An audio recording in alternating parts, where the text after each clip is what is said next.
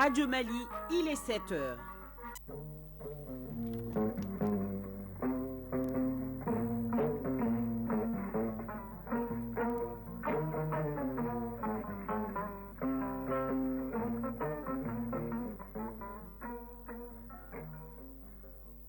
Le journal.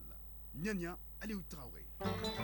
Bonjour à tous, merci d'être à l'écoute de la Radio Nationale. Au sommaire de cette édition, continuité dans la dynamique des recommandations des Assises nationales de la refondation et du dialogue intermalien. On pourrait la qualifier ainsi la feuille de route du nouveau gouvernement conduit par le général de division Abdoulaye Maïga, une orientation fixée par le président de la transition, le général d'armée Assimi Goïta. C'était lors du premier conseil des ministres de la toute nouvelle équipe dirigeante. Sira Bachili était à Koulouba, elle nous fera le point. Et tout juste après le conseil des ministres, le chef du gouvernement s'est adressé à ses compatriotes. On écoutera ses toutes premières réactions. Le général de division Abdoulaye Maïga se dit prêt à amener à bon port notre pays, mais avec l'accompagnement de tous les Maliens. Nous allons partir au Burkina Faso où on parle d'harmonisation des actions menées par les partenaires techniques et financiers œuvrant dans les zones frontalières du pays. La concertation se tient sur initiative du ministère burkinabé de l'administration territoriale. Le compte-rendu de Awa Ouedraogo dans ce journal. En fin d'édition, Garibou Pérou revient pour nous sur cette décision de la Cour pénale internationale CPI, longtemps attendue. Il s'agit de la condamnation de Alassane, ancien membre de la police islamique à Tombouctou. La Cour le condamne à 10 ans d'emprisonnement pour crimes de guerre et crimes contre l'humanité. Et bien sûr, on ne va pas se quitter sans parler de sport. Ça sera avec Isaac Chenou qui nous enseignera aujourd'hui le beach handball qui est un sport collectif dérivé du handball en salle. Merci de nous écouter. Un mot du temps pour commencer ce journal. Sur Bamako, le temps sera ensoleillé avec 33 degrés Celsius. Koutiala et Kouri, 32 degrés. Puis à Nara, il fera 34 degrés. Tenu ce mercredi 27 novembre du premier conseil des ministres avec le nouveau gouvernement dirigé par le général de division Abdoulaye Maïga. Un seul point à l'ordre du jour, les orientations du président de la transition, le général d'armée Assimi Goïta, pour la bonne conduite de l'action publique. À la nouvelle équipe de 28 membres, le président Goïta a adressé ses félicitations et rappelé que les recommandations des Assises nationales de la refondation et du dialogue intermalien constituent la boussole de l'action gouvernementale. Des orientations fondamentales dans un contexte de réforme engagée, nous dit Sira Bachili.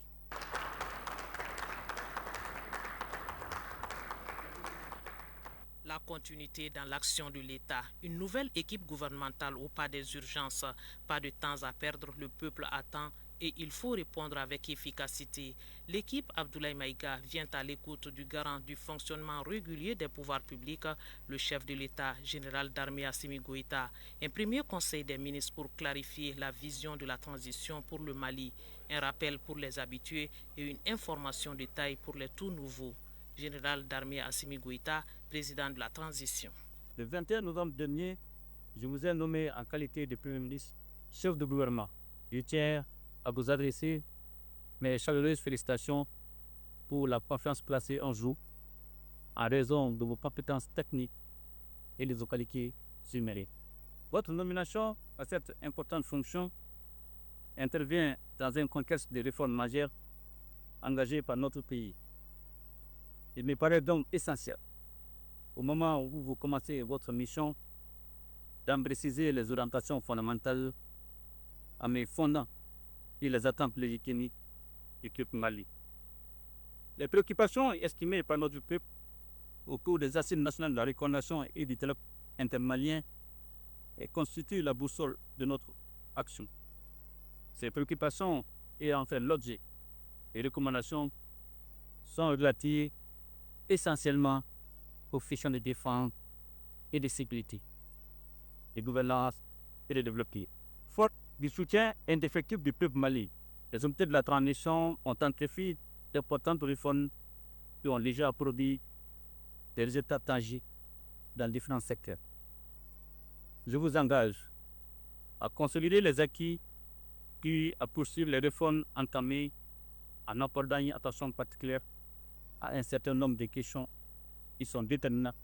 Les orientations fondamentales du président de la transition sont soutenues par 8 axes relatifs aux réformes engagées, à l'éducation, à la santé et au développement économique. La défense et la sécurité viennent en première position vu leur importance dans le contexte de sécurisation du pays. Général d'armée Assimi Goïta, président de la transition. En premier lieu, vous renforcerez les actions dans le domaine de la défense et de la sécurité, les forces armées et de sécurité, et constituent les remparts pour l'intégrité et la stabilité de l'État. Dans le même temps, la sécurité est le gage pour tout développement et toute vie harmonieuse en société. Les efforts déployés pour renforcer les forces armées et de sécurité en termes d'équipement, de formation et d'amélioration des conditions de vie doivent être poursuivis et intensifiés. Les victoires éclatantes sur les groupes armés terroristes et la reconquête de l'intégrité de notre territoire prouvent à suffisance la pertinence et l'efficacité de notre nouvelle politique de défense. Vous verrez à poursuivre la réforme de la justice pour lutter encore plus efficacement contre la corruption et les atteintes aux biens publics. Et le président Goïta d'insister sur la nécessité de poursuivre les réformes politiques et institutionnelles pour la légitimité des institutions de l'État. Le troisième point de la communication présidentielle fait référence à la satisfaction des besoins fondamentaux de la population. Pour ce faire, il faudra renforcer les actions dans le secteur économique avec un accent particulier sur l'agriculture et le tissu industriel. En même temps, l'éducation et la santé sont appelées à être améliorées. Vous apporterez une attention soutenue au développement des infrastructures énergétiques et des transports, ainsi qu'aux technologies de l'information et de la communication. Vous devez également poursuivre les actions dans le sens de l'amélioration du système éducatif et de la gestion de la problématique de l'emploi, notamment celui des jeunes. Notre pays a besoin de citoyens intègres et sociaux qui travaillent avec abnégation pour l'intérêt général. Vous renforcerez les actions visant à inculquer nos valeurs sociétales aux jeunes et cultiver en eux des sentiments patriotiques. L'apaisement du climat social permettra toutes ces réalisations puisque contribuant à la stabilité du pays, une conviction du président de la transition. Pour la diplomatie, les États fonctionnent désormais sur la géopolitique ou l'analyse des relations internationales et la géostratégie. Le Mali est dans la même logique. Le chef de l'État tient au raffermissement des liens de coopération avec les partenaires qui respectent la souveraineté du Mali et à la protection des Maliens établis à l'extérieur. Vous allez veiller au renforcement des relations de coopération avec les partenaires respectueux de notre souveraineté, au renforcement et à la synergie d'action de notre diplomatie pour défendre nos positions sur la scène internationale, à la protection des Maliens établis à l'extérieur. Aujourd'hui, notre peuple a décidé de lier son destin à celui des deux frères du Burkina Faso et du Niger en créant ensemble la Confédération des États du Sahel. Nous devons être à la hauteur de la confiance placée en notre pays avec la désignation de son chef de l'État en qualité de président de la Confédération pour sa première année d'existence. Je tiens à rappeler que l'objectif des autorités de la transition est de doter notre pays d'institutions légitimes et fortes. Ainsi, je vous exhorte à créer toutes les conditions nécessaires à l'organisation d'élections transparentes et apaisées qui devront mettre un terme à la transition. La feuille de route gouvernementale ainsi détaillée sera concrétisée à travers un programme d'exécution avec des objectifs précis. Un plan d'action global sera élaboré. Pour la démarche, le président Goïta mise beaucoup sur l'administration qui constitue le maillon essentiel de la chaîne. Il a enfin insisté sur la cohésion de l'équipe gouvernementale qui reste la garantie du succès face aux défis. Et après donc ce conseil Sira Bachili des ministres, le nouveau Premier ministre, le général de division Abdoulaye Maïga s'est adressé aux Maliens.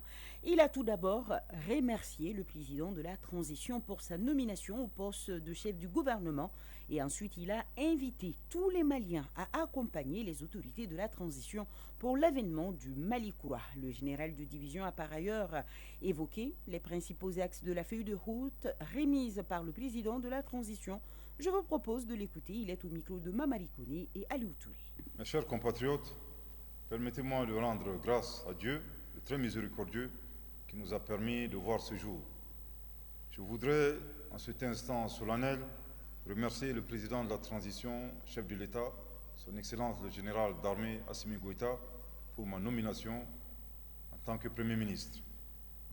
La lettre de cadrage du chef de l'État nous a été remise lors du Conseil des ministres inaugural. Pour plus de précision, la dite lettre comporte 8 domaines. Le premier domaine est la défense et la sécurité. Le deuxième domaine est la poursuite des réformes, notamment le secteur de la justice, pour renforcer la lutte contre la corruption, la poursuite des réformes politiques et institutionnelles. Le troisième domaine est la satisfaction des besoins élémentaires des populations grâce à une économie forte. Le quatrième domaine est l'amélioration de la couverture sanitaire et le développement d'un système de solidarité nationale. Le cinquième domaine est l'amélioration du système éducatif et l'emploi des jeunes. Le sixième domaine est l'apaisement du climat social. Le septième domaine est le renforcement de la diplomatie pour défendre les intérêts nationaux, raffermir les relations de coopération avec les partenaires qui respectent notre souveraineté, la protection des Maliens établis à l'extérieur et la mise en œuvre diligente de la feuille de route de la Confédération des États du Sahel, AES. Le huitième domaine est la création des conditions en vue d'élections transparentes et apaisées qui mettront un terme à la transition. À cet effet, le gouvernement a été instruit d'élaborer un plan d'action global.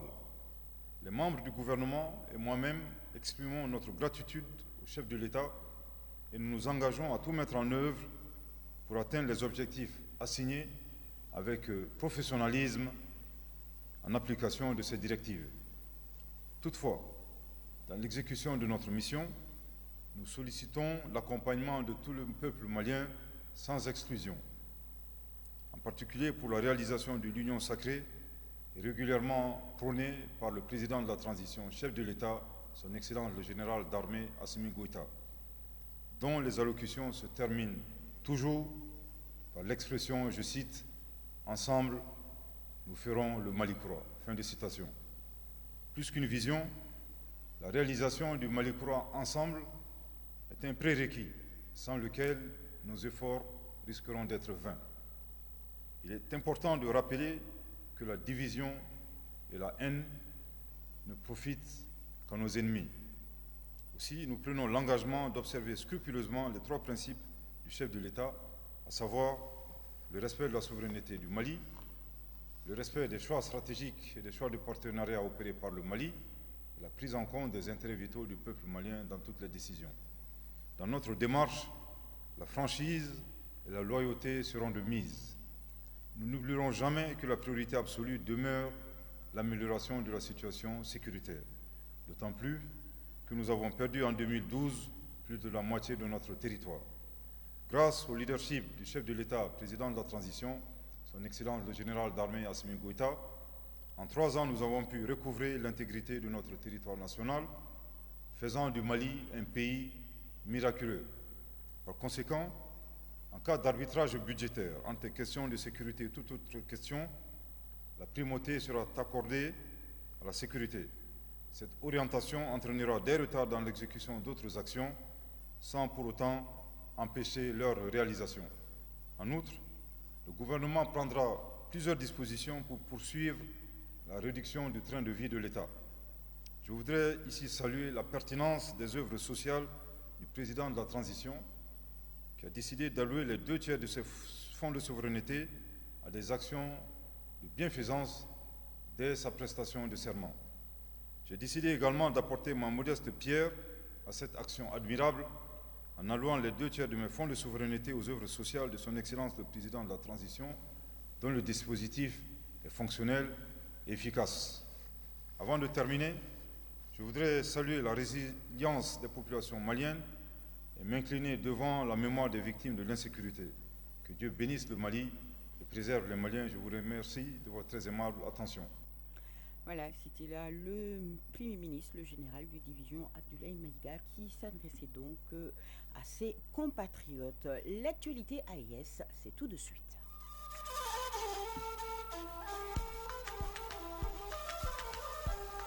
AES, actualité.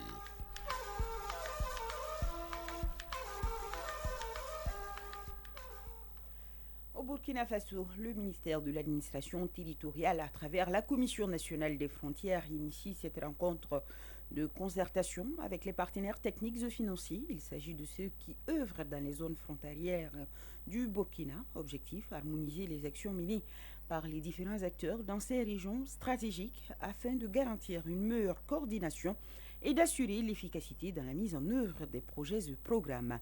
Le compte-rendu de Awa Ouedrago de Radio Burkina.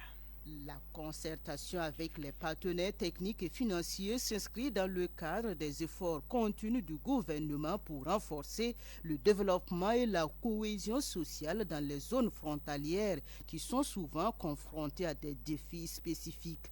Au programme donc de cette rencontre, les échanges s'articulent autour des actions menées par les différents acteurs, des priorités des projets ainsi que des propositions pour améliorer la coordination entre les acteurs étatiques et non étatiques.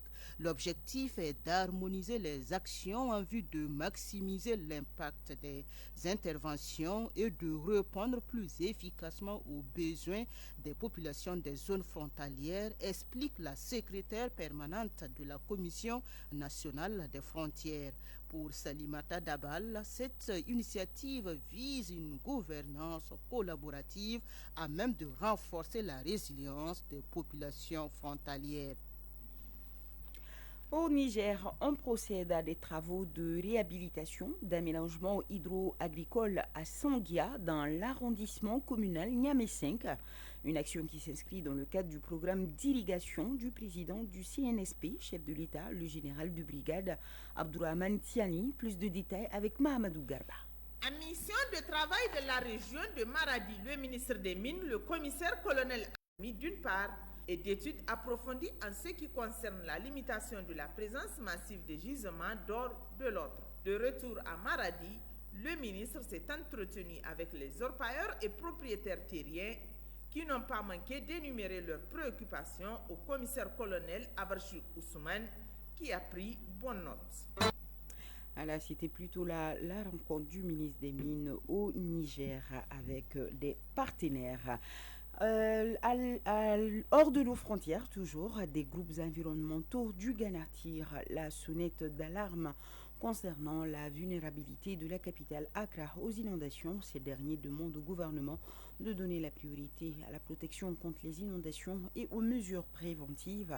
Des années de planification urbaine inadéquates ont contraint des dizaines de milliers de résidents à s'installer dans des zones de faible altitude sujettes aux inondations, bien que les autorités locales aient pris des mesures temporaires telles que le dragage des égouts et la démolition des structures le long des voies d'eau. Ces solutions sont insuffisantes. En Namibie, les électeurs attendent avec impatience les résultats des élections présidentielles et législatives qui se sont tenues ce mercredi. Ce scrutin pourrait être un tournant pour le pays. La vice-présidente candidate du parti au pouvoir, l'Organisation du peuple du Sud-Ouest africain, est pressentie pour remporter la présidence. À 72 ans, cette figure historique de la lutte pour l'indépendance pourrait devenir la première femme à diriger la Namibie. Cependant, le parti au pouvoir, qui gouverne le pays depuis l'indépendance en 1990, fait face à une érosion de son électorat. Lors des précédentes élections en 2019, il avait déjà connu un net recul, obtenant 56% des voix contre 86% en 2014. Le Hezbollah a proclamé ce mercredi 27 novembre sa victoire sur Israël quelques heures après l'entrée en vigueur d'un cessez-le-feu qui met fin à 2 mois de guerre ouverte au Liban entre l'armée israélienne et le mouvement islamiste. Rappelez-vous que le Hezbollah, allié de l'Iran, avait ouvert un front de soutien au Hamas contre Israël au début de la guerre dans la bande de Gaza, déclenchée le 7 octobre 2023 par l'attaque sans précédent, une attaque sans précédent de l'armée palestinienne. Guerre en Ukraine, le président Donald Trump annonce la nomination du général Keith Kellogg comme émissaire pour mettre fin au conflit entre l'Ukraine et la Russie. Selon lui, Keith Kellogg, un de ses fidèles compagnons, serait chargé de mettre fin à la guerre. Il est avec moi depuis le début. Ensemble, nous obtiendrons la paix par la force et nous rendrons l'Amérique et le monde sûr. À nouveau, fin de citation.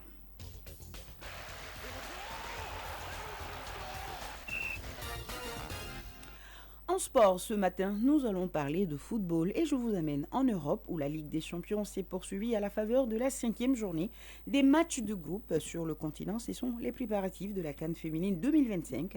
Les Aigles Dames sont au Maroc pour 2 matchs amicaux et pour la Coupe CAF, Abdulkarim Kaba nous fait savoir que le stade malien de Bamako a bien démarré la phase de poule à domicile en battant 2-0 les Sud-Africains de Stellenbosch. Le point de toute cette actualité sportive, c'est tout de suite. Écoutons ensemble. Le Stade malien de Bamako a parfaitement lancé sa campagne en phase de groupe de la Coupe de la Confédération saison 2024-2025. Opposés aux Sud-Africains de Stellenbosch FC, les Blancs de Bamako se sont imposés 2-0 ce mercredi au stade du 26 mars de Rimadio. Le Stade malien de Bamako a rapidement pris les devants grâce à Hama Mandian, auteur du premier but dès la 15e minute. Ce coup de grâce précoce a permis aux locaux de dicter le rythme face à une équipe de Stellenbosch en manque de repères. Malgré une nette domination territoriale avec 65% de possession, le club sud-africain n'a pas pu concrétiser ses occasions. En fin de rencontre, Daouda Coulibaly a scellé le sort du match en marquant un penalty à la 93e minute. 2-0, résultat final. L'entraîneur de Stellenbosch FC, Steve Robert Barker, est déçu du score qui ne reflète pas la physionomie de la rencontre selon lui. Il l'a dit au micro de Famour Djourti. It's obviously not the result we wanted and it was a bit disappointing. Je peux vous dire effectivement que je suis très déçu du résultat parce qu'il ne reflète pas forcément la physionomie du match. Nous avons joué cette équipe du Stade malien, elle a marqué un but sur la chance, je pense le premier but en tout cas, c'est vraiment sur un coup de chance. Mais il faut dire aussi que nous n'avons pas joué à notre meilleur niveau, nous n'avons pas pu apporter la solution que nous voulions par rapport à ce match-là et c'est ce qui fait que nous sommes un petit peu déçus. Quant à Mamoudou Kane Mourlé, l'entraîneur du Stade malien de Bamako, il s'est dit satisfait de la victoire de son équipe. On a marqué un but et après il fallait gérer le reste de la première mi-temps. On a beaucoup souffert, ils ont été très courageux, très sérieux par rapport à tout ce qu'on a fait. Par un comportement individuel, on a pu marquer un deuxième but. Ils ont un temps fort très lourd, mais on a pu résister sur leur temps fort. Je pense qu'il y a une compétition africaine, il faut savoir défendre et savoir attaquer. Dans notre rencontre du groupe, la Renaissance Berkane du Maroc s'est imposée par le même score de 2-0 face à Luanda Sul d'Angola. À l'issue donc de la première journée, le Stade malien de Bamako et la Renaissance Berkane partagent la tête du groupe B avec 3 points chacun. Football toujours, cette fois-ci chez les dames, préparatif de la CAN féminine 2025. Les Aigles Dames sont au Maroc pour 2 matchs amicaux. Après le tirage au sort, les Aigles Dames jouent en amical contre le pays hôte, le Maroc. Les Aigles Dames, dirigées par Mohamed Saloum, vont livrer 2 matchs amicaux avec les sélections du Maroc et du Botswana, respectivement samedi 30 novembre prochain contre le Botswana et le 3 décembre prochain contre le Maroc. Toutes les 2 rencontres se jouent au stade Sania Tétouan. La CAN féminine 2025 c'est au Maroc au mois de juillet. Les Aigles sont logés dans le groupe C avec l'Afrique du Sud, le Ghana et la Tanzanie. La Ligue des Champions pour terminer, en Europe, la Ligue des Champions s'est poursuivie à la faveur de la 5e journée des matchs de groupe. Aston Villa et Juventus Turin ont fait match nul, 0 but partout. Bologne a été battu par Lille par le score de 2-1. Celtic Glasgow et Club Brugge ont fait match nul, 1 but partout. Dynamo Zagreb a été battu à domicile par Dortmund par 0 but contre 3. Liverpool l'emporte par 2-0 devant le Real de Madrid. Monaco chute à domicile face à Benfica, 2 buts contre 3. PSV Eindhoven l'emporte 3-2 face à Shakhtar Donetsk. Merci beaucoup Abdulkarim Kaba pour toute cette précision. Dans notre leçon de sport de ce jeudi, bien vrai que nous n'avons pas de plage digne de ce nom au Mali, je vous y amène pour vous enseigner le beach handball. C'est un sport collectif dérivé du handball en salle mais qui se pratique sur du sable. Le terrain est un rectangle de 27 mètres sur 12 et le but est de dimension identique à celui du handball en salle. Pour en savoir plus, et si on suivait Isaac Chinou qui nous fait découvrir ce sport qui se pratique beaucoup sur les plages brésiliennes. Le handball est un sport collectif qui a aujourd'hui des dérivés, à l'image du beach handball, une discipline qui se pratique aujourd'hui au Mali. À quoi consiste le beach hand? Mohamed Lamine Diarra, entraîneur du beach hand au Mali, nous donne des précisions. Le beach hand est un sport collectif dérivé du handball en salle, se joue sur le sable. D'où son nom, beach qui veut dire plage et handball Si le pitch hand oppose deux équipes, tout comme le handball salle, son terrain a aussi ses particularités. Ça se joue sur un terrain de 27 mètres sur 12 avec 10 mètres de chaque côté. Et les 6 mètres sont disposés de part et d'autre. Et dans les zones de changement, c'est des zones qui se trouvent à l'extrémité des 27 mètres. Des 27 mètres, chaque équipe choisit sa zone de changement pour les rentrées et sorties. Son temps de jeu est particulier. Le temps de jeu est divisé en deux grandes parties. On appelle des sets. Le premier set équivaut à 10 minutes. Après le premier set, il y a 5 minutes pour la mi-temps et le deuxième set pour le deuxième temps.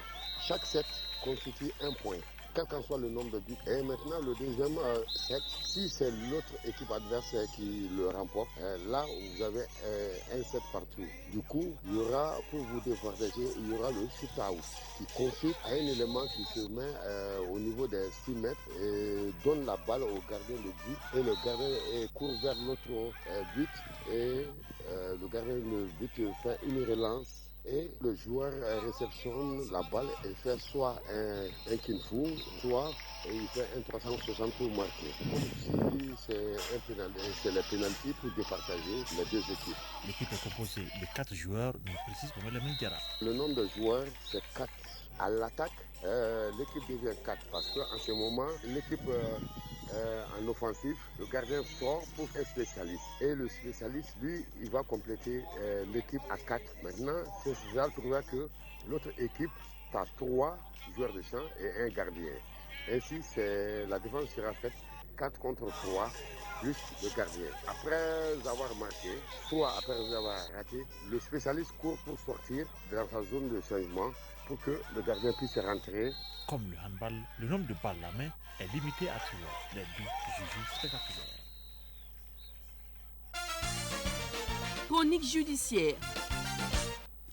Le verdict est tombé. 10 ans d'emprisonnement pour Alassane, ancien membre de la police islamique à Tombouctou.